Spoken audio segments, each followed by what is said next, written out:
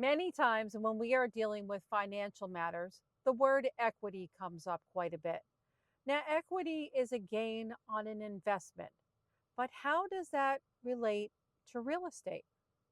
I have a simple example to help explain this concept, and I hope that when I'm done, that you understand. So 5 years ago, you purchased a home for $100,000. Today, that home is worth $150,000. The difference between the $100,000 purchase and the $150,000 value of today, that $50,000 difference, that is equity that you have built in your home over time. Next week, I will do a video on what you can do with that equity that you've earned.